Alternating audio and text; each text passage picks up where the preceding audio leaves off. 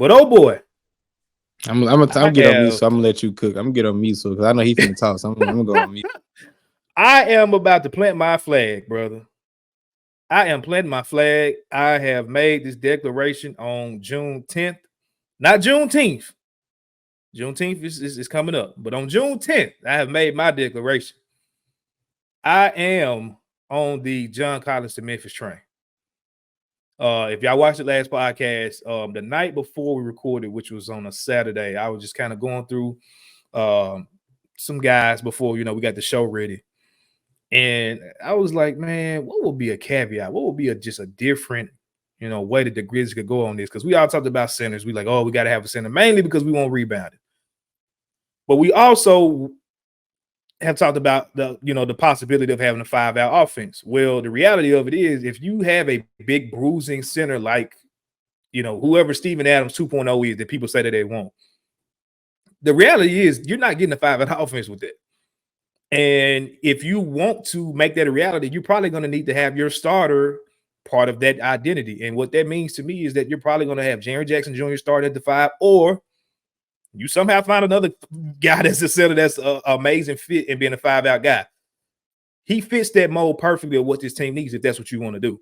So I look at it as this: what is somebody that we can get that either play the 4 or it's interchangeable where positions don't even matter? I've seen John Colins play center before. So if you want to list him at center like we do sometimes when BC's out there with Jaren, like whatever you want to put on the title of it, fine. Do what you want to do. But I'm going to tell you why I want it. I've had some people come at me on Twitter, man, what are you talking about, John Colins? Why we want him? If you listen to last week, the Michael Cole made it simple to play for y'all, which is what I've been saying for a long time. Game over name. Like, I ain't come up with that moniker. He did, but that's been my mentality for the longest. Give me somebody whose game fits versus just who has the big name that you would love, or you got some hate fest for this person. We all didn't like Steven Adams. He got on this saying we loved him. Like, I put it in the Discord. I put it on Twitter. Grizzlies fans are so fickle, bro. Like, we hate guys. Like, we will talk so bad about guys. And the minute that they get on this team and perform 1 or 2 games, they somehow become experts on why this dude is perfect for the team. So I don't really care when y'all come at me about certain names, because it's like, I know how fickle y'all are. I know. I've seen it too much. I've seen it. So let's talk about the reasons why people brought up like, well, we don't want him, or this doesn't make sense. All right, cool. The reason, let's start with number 1. The reason why he got traded. I'm going to just go debunk some things. But the reason why he got traded from the Atlanta Hawks, he had a finger injury. Go back and look this up. That's how I know some of y'all don't be watching basketball. Y'all just be watching the Grizzlies, and that's it. The man had a finger injury. Before his finger injury, he was a 3-point shooting threat, also a lob threat, also a rim running big that could just stretch the floor, play great defense. He was super athletic. He was probably the best fit for Trey. But they never could just really figure it out, like, to make it work. They had they spurts, but it just never, like, it never evolved to what you thought it would be in a 2-man game with them. But he got that finger injury, and it threw his shot off, bro. Go look at the pictures. His finger was looking jacked up. It almost looking like, if you play football, which I did, I played receiver. If you caught a lot of footballs, you sometimes when you get a bunch of jam fingers, bro, your finger will start looking deformed. Looking at my hand now, because my ring, of all the fingers that's deformed on mine right now, is my ring finger. So, like, it's kind of fat. Y'all see that finger right there? Like, I have to sometimes put some lotion on my finger to get my ring down past that, because it's kind of deformed, right? So his was looking kind of like that. His shot was off for about 2-3 years. He had to get, better in that regard. But they had already paid him $25 million a year, which was like on par with Jaren's contract. It came in around the same time. They end up moving off of him because his value of what we had is kind of going down. We've drafted what's the guy that played at USC? He was friends with Lonzo Ball and them. He's the backup center. Big O on Nika Okongwu. Thank you. They got Big O. I can say that. Okay, I can say that name, but I can't. Anyway, I can say on Nika Okongwu, but I can't say. Anyway, keep going. Wilding. But so they got him. They got Jalen Johnson, which is basically John Collins 2.0. I mean, he's made in his mold. They damn near look identical. It's crazy. You brought in Clint Capella. You was paying a lot of money to.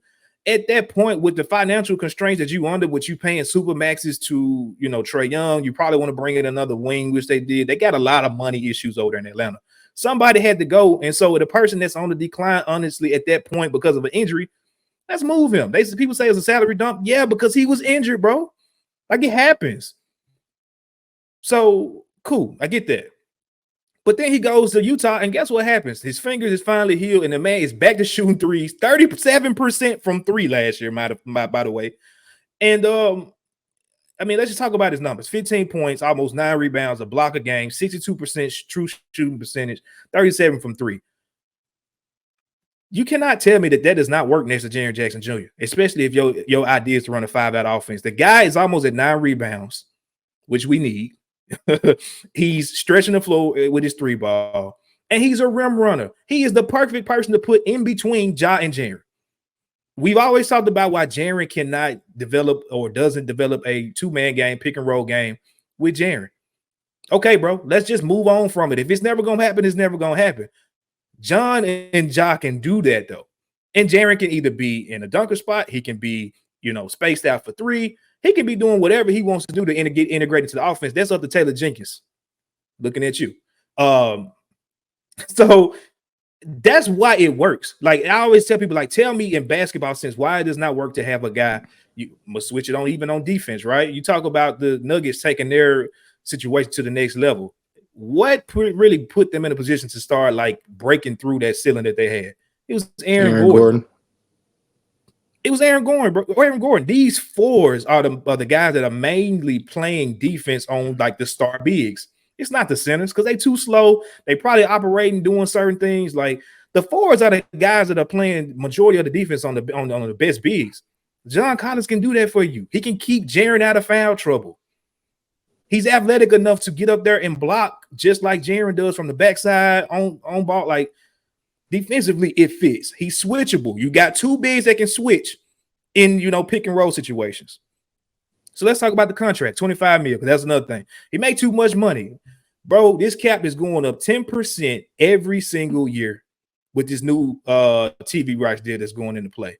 In the next, I think they said in the next 5 years, the cap will be at $250 million. Now, at that point, his contract will be done.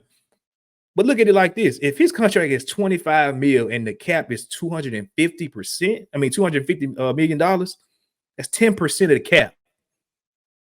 Who cares if you got a starter at 10% of your cap, bro? Like, sometimes, like I said, we make these arguments and we don't really think about what we're saying. It just sounds good. He make a lot of money. So what? We got off of Luke Kennard's $15 million. We got off of Santi's probably extended $10 million or higher. We get off of Zaire's $6 million he's making this year. I'm just throwing out a trade that I made up. You get these guys off your books, it's the same money. It's just now combined into one player that fits this team much better. And to say that Brandon Clark is better than John Collins, y'all are smoking the loudest Grizzlies pack I've ever heard in my life. Like, that is ridiculous. Brandon, for all intents and purposes, I love Brandon Clark. Energy guy, come off the bench. He works well with Jaren. He's very limited. Very limited. He cannot dribble. He cannot shoot from 3. If he is not getting his floater or a dunk or a lob on offense, Brandon Clark is useless. He doesn't set hard screens. He just come on, y'all. Let's just stop doing this, bro. And then he's 6'7" at power forward. So you talking about, am I going to depend on in the playoffs for a 6'7" Brandon Clark that's not even over 230 pounds to defend Jokic? It don't even make sense, bro. Like I said, I love the Grizzlies, bro. And I'm here. I'm talking about beating on my chest about these guys, but I'm not going to put my or my emotional ties for a player over what the team needs. And if, again, I say all that to say, if you're talking about what you need is a 5-out offense, go find me another player that and this is my last point, that you're going to have to not give up so much to get. Because like you said, the Jaren Allen thing, you're probably going to have to give up a lot to get him. And if you believe that's your guy, go get your guy. But with John Collins, he was on the bench last year because you got to prioritize Lord Marketing, Walker Kessler. I can't remember the other big that they brought in through the draft. His name is leaving me right now. They got guys they got to develop, bro. You probably can give just a salary match and plus maybe 2 second-round picks to get John Collins on this team. And you still keep number 9. And you still can address your center situation at 9 if you want to by drafting a Zach Edey or Khalil Ware or whoever you think is going to be there. That makes more sense to me than giving up multiple assets to go get a guy that may or may not even be on this team a couple years from now.